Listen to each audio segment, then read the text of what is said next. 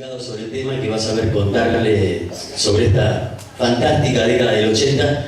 Así que es un placer para mí presentar a un dúo fantástico y a un periodista calificado como el señor Oscar Jalil y Nando Magistrali. Le damos un aplauso y la bienvenida a los detectives salvajes. Bienvenidos a la muestra. Yo soy el detective, él es el salvaje. Nando Magistrali, Oscar Jalil, hacemos un programa de radio en Radio Universidad de La Plata y un poco trasladamos ese formato a esta charla. Antes que nada, agradecer a Matías Rico que nos convocó, lo cual es una inconsciencia, pero bueno, vamos a ver cómo sale.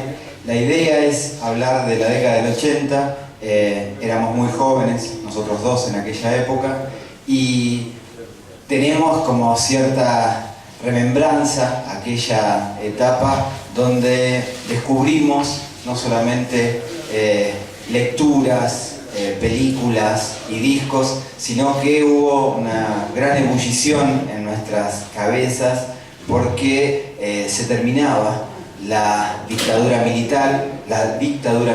Me sale mal porque tengo problemas con eso. Y a partir de esa apertura democrática y de esa primavera democrática se abrían otras posibilidades. Nos habíamos criado con censura, con represión, y el rock, en cierta manera, en la década del 70 había sido un refugio donde con la simple posibilidad de ver a alguien con un disco, no sé, de Serú Girán, de Sui Generis, de La Máquina o del Flaco Spinetta, ya tenías como un punto de identificación. Lo que pasa es que en aquella época no había tanta gente que escuchaba música, era otro mundo, era otro planeta, no se puede a veces trasladar las vivencias que uno podía encontrar en aquella época porque no había mucha información, ¿no? Y además las posibilidades de información estaban sesgadas por una fuerte dictadura represiva que limitaba esas posibilidades de llegar a los libros que te interesaban, a las películas que te interesaban y por supuesto el intercambio, ¿no? Mucha gente junta era un problema para los militares y uno de los pocos espacios de libertad que existía en aquella época eran los recitales, ¿no? Con la policía en la calle esperando, a veces para llevarse la gente, y adentro un espacio único de libertad donde te podías mover, te podías expresar y al mismo tiempo percibir algunas letras, algunas músicas que no tenían nada que ver con lo que estaba sucediendo afuera. Y eso sirvió, en aquella época los dos estábamos en la escuela secundaria, como un bálsamo frente a una larga noche que por suerte creemos, ¿no? No nos dejó secuelas aún más graves, ¿no? Creo que los chicos que fueron a Malvinas, yo soy clase 62 y de mi división fueron muchos compañeros, no tantos, pero 3 estuvieron en Malvinas y por suerte volvieron. Hay ahí secuelas aún mucho más terribles y creo que esas cosas no se olvidan jamás. Vamos a arrancar un poco haciendo una especie de panorámica de la década del 80. Por suerte tenemos a un protagonista real como Palo Pandolfo. Nosotros ocupábamos en aquella época, ni siquiera hacíamos periodismo, éramos simplemente audiencia de recitales, compradores de discos, con la poca plata que había, ¿no?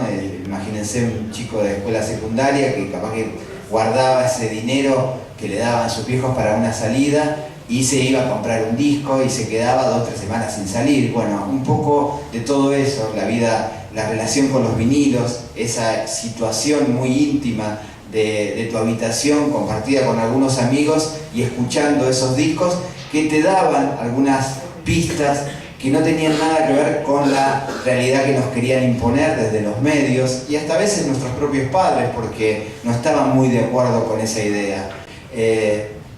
Haciendo una pequeña síntesis, es imposible abarcar la década del 80.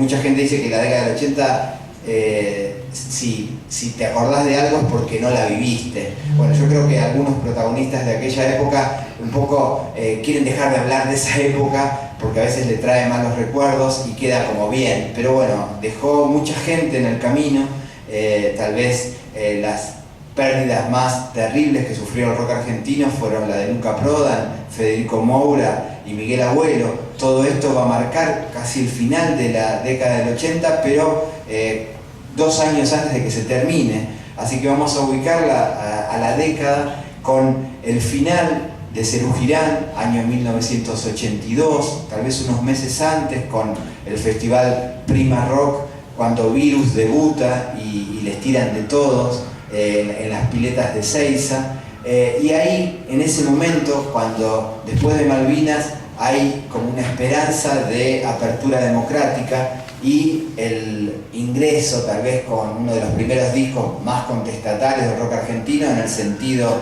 que eran buenas canciones de rock con letras bastante explícitas, pero con una poética fantástica, que es Yendo de la cama al living de Charly García. Y a partir de ese momento podemos decir que arrancan los 80 en el rock argentino y también en lo que significaba la contracultura.